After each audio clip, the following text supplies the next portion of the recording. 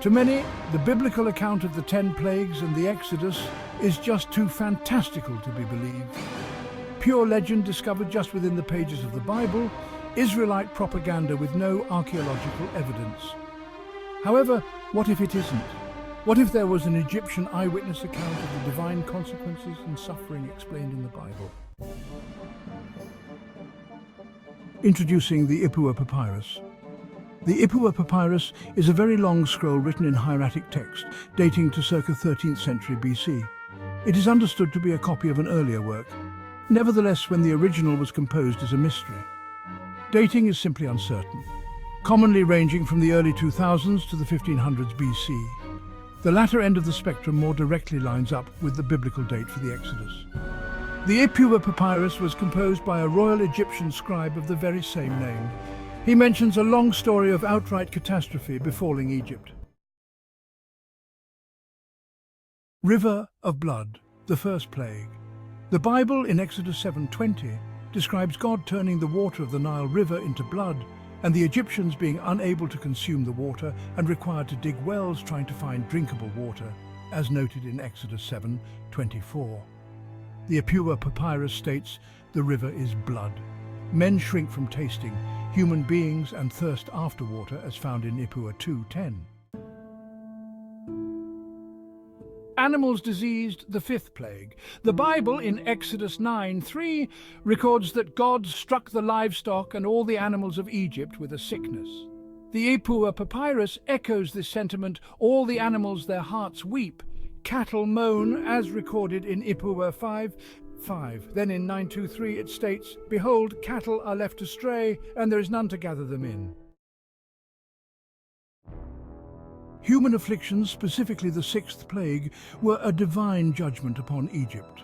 The Bible recounts that God inflicted a contagious boil that broke out into open injuries, affecting not only men and women but animals as well, as detailed in Exodus chapter 9, verses 8-9. Complementing this biblical account, the Ipuwer Papyrus laments, plague is throughout the land, blood is everywhere, as recorded in lines 5 and 6 of its second verse. The seventh plague brought an enormous hail and thunderstorm upon Egypt. According to the Bible, this massive hailstorm devastated the herbs as well as the flax and barley crops which were nearing harvest, as described in Exodus chapter 9, verses 24-25 and 31-32. The Ipuwer Papyrus echoes this catastrophe, noting a significant crop failure that severely impacted Egyptian earnings. It states, Lower Egypt weeps, the whole palace is without its incomes. To it belong wheat and barley, geese and fish, from the 10th verse, lines 3-6. Furthermore, it mourns, forsooth grain has actually died on every side, in the 6th verse, 3rd line. The papyrus also draws a parallel to the cutting of flax, a scenario reminiscent of a massive hailstorm as found in the 5th verse, 12th line. Alongside the enormous storm, the Bible describes an awe-inspiring display of lightning and fire. Specifically, it mentions lightning that rolled along the ground and fire mingled with the hail, as recorded in Exodus chapter 9, verses 23-24.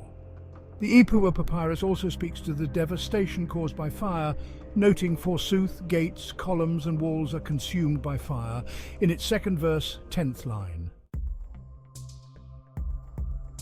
As recorded in the book of Exodus, chapter 10, verse 22, a profound darkness covered the land for 3 days, a darkness so thick it could be felt. This event marks the 9th plague. The Ipuwer Papyrus echoes this calamity, stating, the land is without light. The 10th and final plague brought the death of the firstborn in every Egyptian household, including that of Pharaoh. This event is detailed in Exodus chapters 12, verses 29-30, where it mentions that a great cry was heard throughout Egypt, a cry of immense grief and loss. The Ipuwer Papyrus provides a harrowing confirmation describing the chaos. Forsooth, the children of the princes are dashed against the walls, and forsooth, the children of princes are cast in the streets. It continues with, he who places his brother in the ground is everywhere, and it is groaning through the land, mingled with lamentations.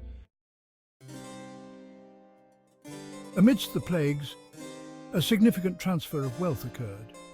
As stated in Exodus, chapter 12, verses 35 to 36, the Israelites had requested from the Egyptians articles of silver, gold, and clothing. The Lord granted them favor in the eyes of the Egyptians, allowing them to leave with these valuable items. Thus, they plundered the Egyptians. The Ipuwer Papyrus also mentions this redistribution of wealth, noting that gold and lapis lazuli, silver, malachite, carnelian, and bronze are fastened on the neck of female slaves. The Ipuwer Papyrus remains a subject of intense debate among scholars and historians. Many regard it as a fictional narrative, albeit a remarkable piece of literary art. Others, however, suggest it might be based on an actual catastrophe, though they also acknowledge that these events cannot be definitively linked to the biblical account of the Exodus, which itself remains unproven as historical fact, according to many experts.